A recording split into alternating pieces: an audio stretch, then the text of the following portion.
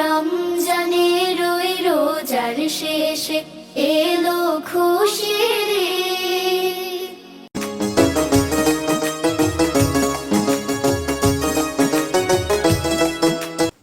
মুসলমানদের সবচেয়ে বড় ধর্মীয় উৎসব হলো ঈদুল ফিতর বা রমজানের ঈদ।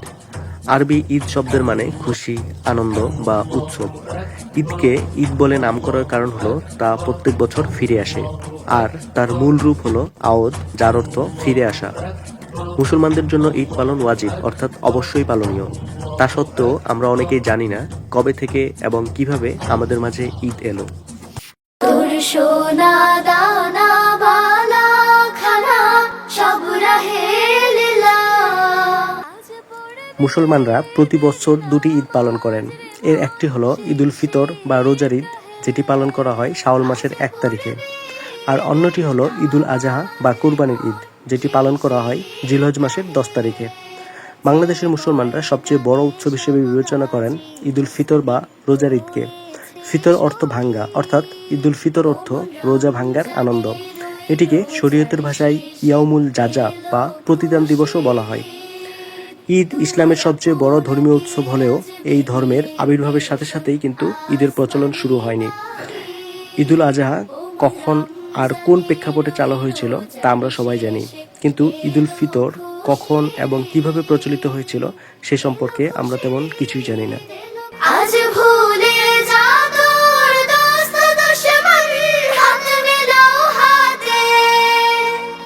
ঈদের নামাজ কবে থেকে চালু হয়েছিল সে সম্পর্কে দুটি অভিমত পাওয়া যায়।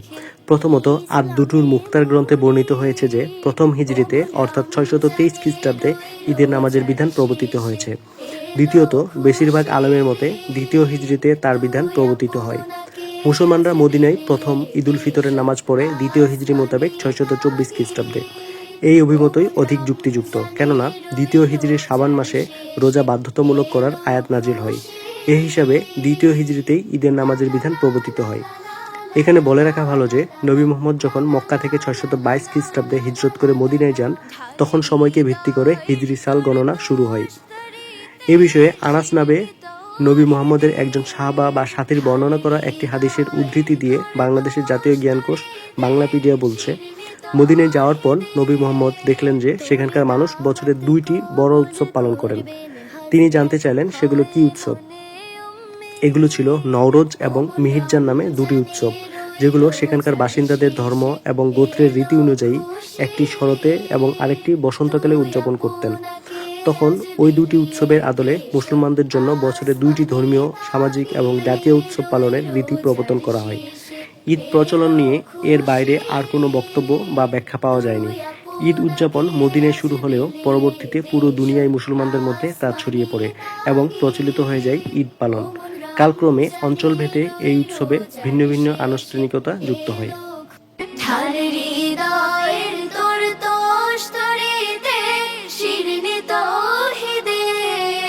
150 বছর আগেও এ অঞ্চলের সাধারণের মধ্যে ঈদ তেমন বড় কোনো উৎসব ছিল না। ফরাজি আন্দোলনের নেতা হাজী শরীয়তুল্লাহর সময় বঙ্গে উৎসব করে ঈদ উদযাপনের চল শুরু হয়। তার আগে এখানে মুসলমান ছিলেন অনেক, কিন্তু তাদের রীতিনীতির মধ্যে লোকায়ত ধর্মের মিল ছিল অনেক বেশি, যে কারণে ওই সময়ে ঈদ উদযাপনের তেমন কোনো তথ্য পাওয়া যায় না। তবে মুঘল আমলে ঈদের কিছুটা প্রচলন লক্ষ্য করা যায়।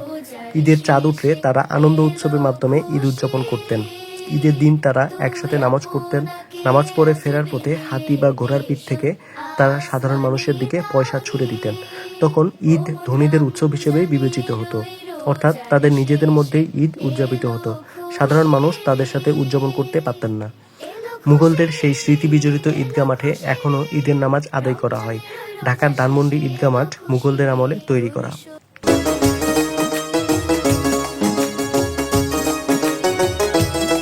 19 শতকের গোড়ার দিকে যখন এ অঞ্চলে মুসলমানদের সংখ্যা বাড়তে থাকে, তখন ঈদ পালনও বাড়তে থাকে। তবে অর্থনৈতিক অবস্থা ভালো না থাকার কারণে সাধারণ মানুষের মধ্যে, বিশেষ করে গ্রাম অঞ্চলে, রোজা বা ঈদ পালনের তেমন চল ছিল না। অর্থাৎ ঈদ উদযাপনের কেন্দ্র ছিল ঢাকা। আনুষ্ঠানিকতার প্রায় পুরোটাই ছিল ঢাকা কেন্দ্রিক, যে কারণে ঐতিহাসিক বর্ণনায় কেবল ঢাকার ঈদ সম্পর্কেই জানা যায়। বর্তমানে ঈদ যতটা ব্যাপক উৎসবের আকার পেয়েছে, তার শুরুটা হয়েছিল 1947 সালে পাকিস্তান রাষ্ট্র হবার পর, যা বাংলাদেশ স্বাধীন হওয়ার পর আস্তে আস্তে বিস্তৃত হতে থাকে।